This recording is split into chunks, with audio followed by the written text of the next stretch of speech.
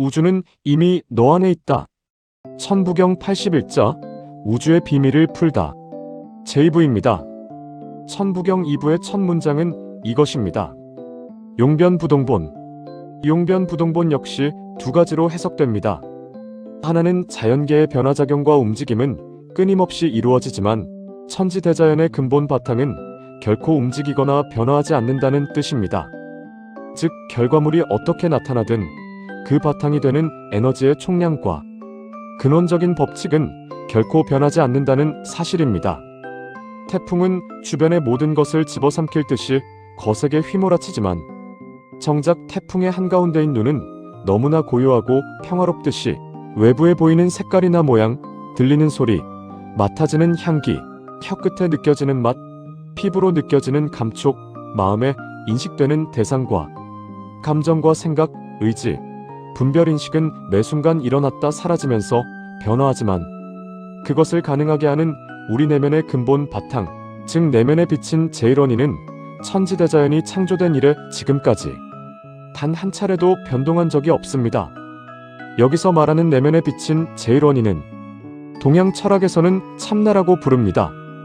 다른 용어로는 초의식, 곡신, 진여, 성령, 선엄적 자아 트랜선덴털이고 본래 면목, 열애장, 자기 셀프, 물자체, 불성, 로고스, 도 등으로도 부릅니다. 비유하면 우리의 본질인 참나는 깨끗한 거울과 같습니다.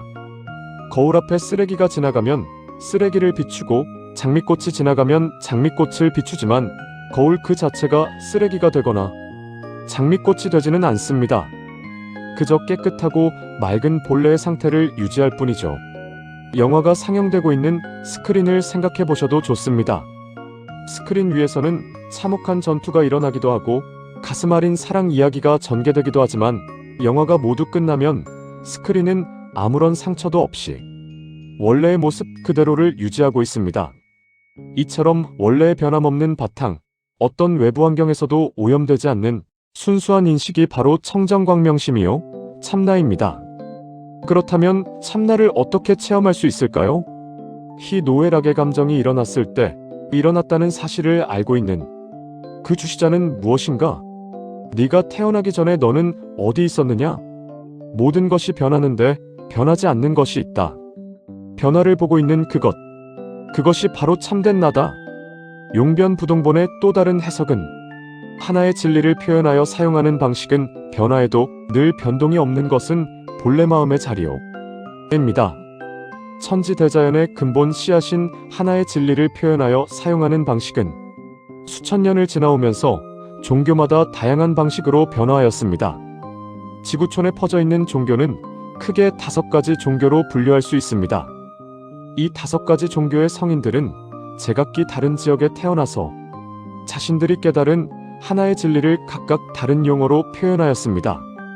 예를 들면 불교의 석가가 사용한 불성이라는 표현을 유교에서는 천부지성, 도교에서는 곡신, 기독교에서는 영상, 회교에서는 진재라는 표현으로 사용하였는가 하면 불교에서 사용한 극락이라는 표현을 유교에서는 성역, 도교에서는 천당, 기독교에서는 천국, 회교에서는 등소라는 표현으로 사용하였습니다.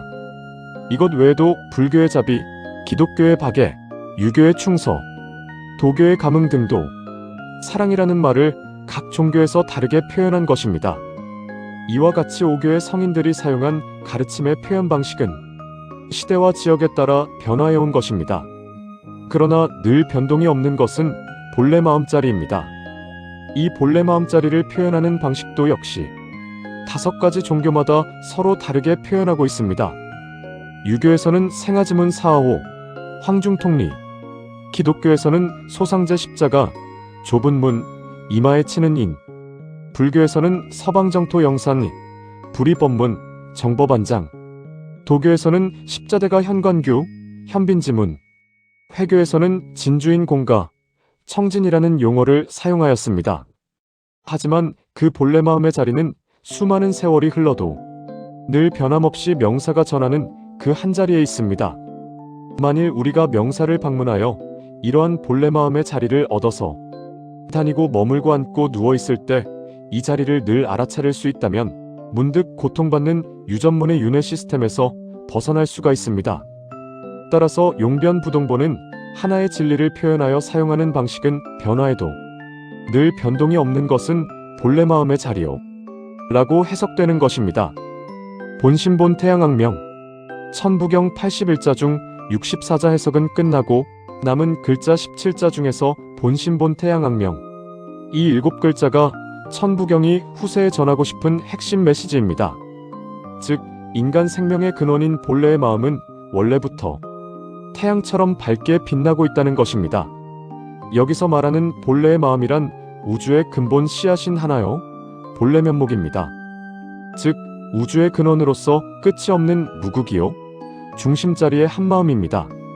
천지가 있기 이전에도 이 본래 마음은 있었고 천지가 생긴 후에도 이 본래 마음은 여전히 존재하고 있습니다. 이 본래 마음은 오직 황홀하여 일정한 형상이 없으니 있다고 말할 수도 없고 삼라만상이 다 그것을 얻음으로써 비로소 존재하니 없다고 할 수도 없습니다. 이 본래 마음은 시작도 끝도 없이 원래 존재하는 삼라만상의 본체로서 이 현상계에서 일어나는 모든 생명과 모든 현상은 모두 이 본래 마음의 뿌리를 받고 있습니다. 비유를 들어보겠습니다. 검은 비구름이 몰려와 어두컴컴한 날에는 밝은 태양이 사라진 것일까요? 잠시 먹구름에 가려 보이지 않을 뿐 먹구름 위에는 눈부신 태양이 여전히 밝게 빛나고 있습니다. 옛날 우리의 조상들은 후손들이 살면서 겪게 될 고통과 슬픔을 마주했을 때 이 7글자를 떠올리면서 우리가 현재 겪고 있는 시련, 아픔, 괴로움은 그저 잠시 지나가는 먹구름일 뿐이야 하면서 시련과 아픔, 불안을 극복하기를 염원했을 것입니다. 그러므로 우리가 해야 할 일은 현재 자신의 본래 마음을 가리고 있는 탐욕과 성냄과 어리석음이라는 먹구름을 속히 걷어내고 내 안에서 원래부터 밝게 빛나고 있는 태양을 분명히 발견하는 것입니다. 나아가 완전 무결한 한마음의 경지를 열어 크게 이루고 싶은 사람은 누구든지 눈 밝은 선지식을 방문하여 직지인심 견성성불의 도를 얻어야 할 것입니다. 저는 왜 이렇게 어둡습니까? 어두운 것은 내 마음이 아니라 생각이다. 인중천지일. 인중천지일은 세 가지로 해석됩니다. 하나는 사람 안에 하늘 땅의 모든 에너지가 하나로 합쳐져 있다. 이것은 동학의 사람이 곧 하늘이다라는 인내천 사상과 맞닿아 있습니다. 그러므로 우리는 광대한 천지대자연 속에 아주 미미한 부품이 아니라 하늘의 지혜와 땅의 생명력을 하나로 묶어 현실을 만들어내는 천지대자연의 중심이요 주인공이라는 것입니다. 두 번째 해석은 사람의 중은 천지의 하나이다 입니다. 여기서 중은 천부경 천문장 일시무시일에서 살펴보았듯이 정사각형으로 배열된 천부경의 네 모서리에 위치한 일무 중이라는 글자가 모두 본래 마음을 의미하므로 두 번째 해석을 사람의 중 곧 본래 마음은 천지의 본래 마음이다 라고 풀이해보았고 한 걸음 더 나아가 세 번째 인중천지일의 해석을 사람 몸 가운데는 천지대자연과 똑같은 하나가 있다라고 풀이해봅니다. 사람은 소우주입니다.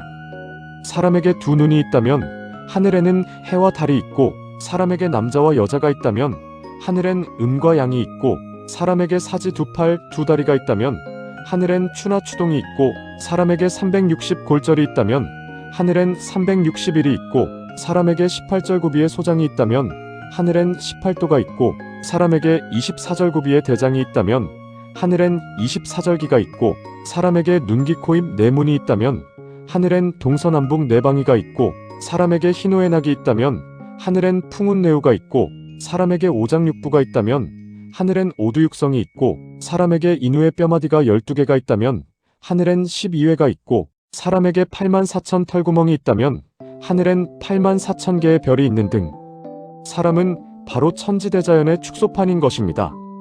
이와 같이 사람과 천지대자연은 하나이니 사람이 곧 천지대자연이고 천지대자연이 곧 사람인 것입니다. 즉 사람은 미시적 천지대자연이요 천지대자연은 거시적 사람인 것이죠. 그런데 천지대자연은 하나의 작용으로 생성되었다가 소멸되므로 하나가 곧 천지대자연이요 천지대자연이 곧 하나이지요. 그러므로 사람 몸 가운데는 천지대자연과 똑같은 하나라는 본래 마음이 있는 것입니다. 일종무종일.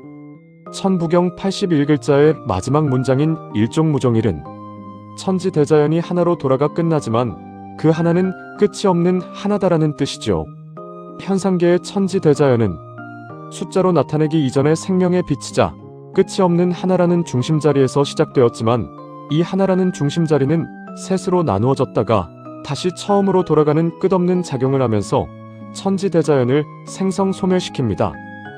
그러므로 현상계의 천지대자연은 한 차례 시작됨이 있으면 반드시 한 차례 끝남도 있게 되는 생주이멸의 움직임이 있는 것입니다.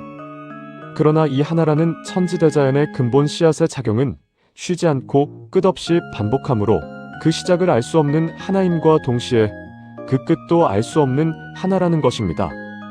요한계시록 22장 13절에 나오는 나는 알파요 오메가요 처음과 마지막이요 시작과 마침이라 라는 신약 성서의 한 구절이 생각나는 천부경의 마지막 문장입니다.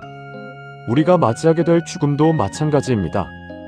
육체라는 옷이 낡아 벗어던지는 순간을 죽음이라 부르지만 천부경의 관점에선 죽음이란 운명처럼 찾아오는 평온한 쉼표요 근원의 하나로 돌아가서 다시 새로운 삶의 항해를 준비하는 과정이요 더 새롭고 멋진 세계로 나아가기 위한 고귀한 시작일 뿐입니다.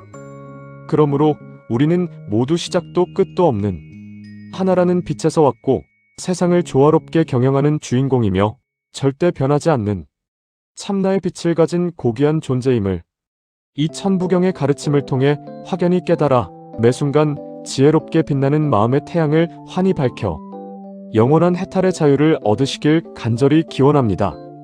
지금까지 천부경 81글자에 담긴 천지대자연의 소스코드를 나름대로 알기 쉽게 풀어드렸는데 잘 이해하셨나요? 늘 응원하는 마음으로 끝까지 시청해주시는 여러분에게 진심으로 깊은 감사의 마음을 전합니다. 앞으로도 더 알차고 유익한 내용을 가지고 다시 찾아뵙겠습니다.